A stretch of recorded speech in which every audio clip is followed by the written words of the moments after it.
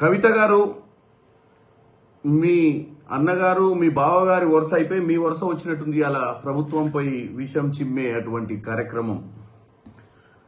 మీరేదో కాంగ్రెస్ ప్రభుత్వానికి గోదావరి కృష్ణా జలాలపై చిత్తశుద్ధి లేదు అని చెప్పే ప్రయత్నం చేస్తున్నట్టు ఈరోజు రౌండ్ టేబుల్ కాన్ఫరెన్స్ లో ఎక్కడో మాట్లాడినట్టు.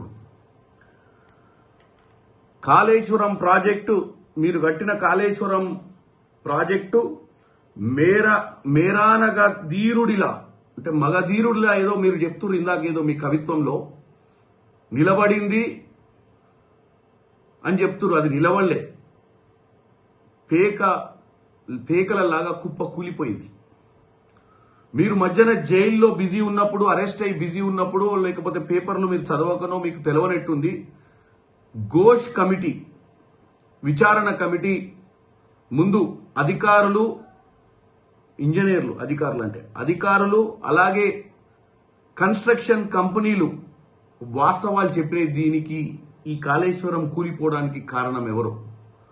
మరి ఈరోజు మీరు ఏదో విధంగా రాజకీయం మాట్లాడాలని, ఏదో విధంగా డైవర్షన్ పాలిటిక్స్ చేయాలని గోదావరి జలాలపై మీరు కట్టిన కాళేశ్వరం ప్రాజెక్టే కూలిపోయింది. 1945 నుంచి మొదలు పెట్టుకుంటే Sriram Sagar, Yellampalli, Devadula, Nizam Sagar, Singur, upper Maner, lower Maner, middle Maner 1935 నుంచి మొదలు పెడితే 2004 దాకా కాంగ్రెస్ హయాంలో కట్టినటువంటి గోదావరి జలాల మీద ప్రాజెక్టులు ఏవి కూడా కూలిపోలే.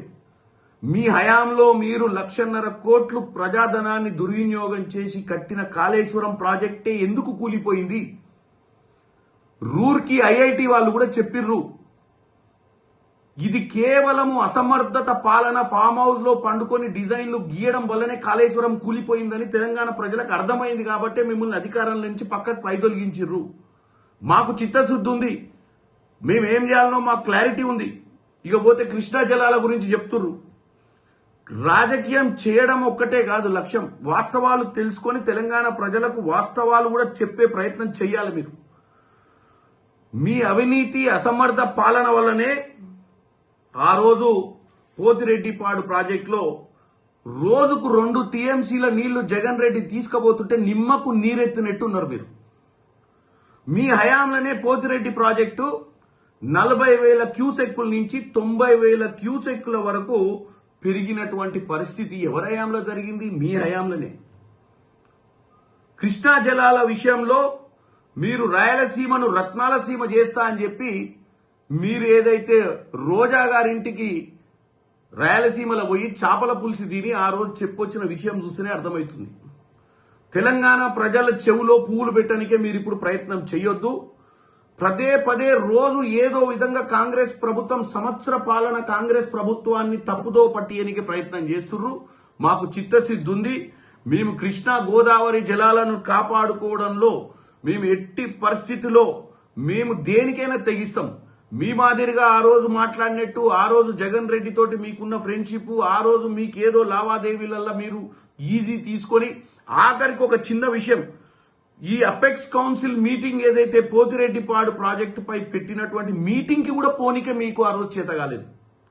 ఆ మీటింగ్ కు పోవాలన్నా పోయి ఆ మీటింగ్ లో మనకు రావాల్సిన కృష్ణా జలాలను కాపాడాలన్న ఉద్దేశం కూడా ఆ రోజు మీకు లేదు. ఇది తెలంగాణ ప్రజలు గమనిస్తున్నారు. కవిత గారు, దయచేసి మీరు తెలంగాణ ప్రజల మీద మీ డైవర్షన్ పాలిటిక్స్ పెట్టకండి. కాంగ్రెస్ ప్రభుత్వంకి చిత్తశుద్ధి ఉంది. కాంగ్రెస్ ప్రభుత్వాన్ని ప్రజలు గెలిపించారు. కాంగ్రెస్ ప్రభుత్వం కృష్ణా గోదావరి జలాలను ఏం చేయాలి, ఎట్లా మనము వాటి వల్ల మన రైతులకు లబ్ధి జరిగించాలో మాకు ఒక అవగాహన ఉందని తెలియజేస్తున్నాం.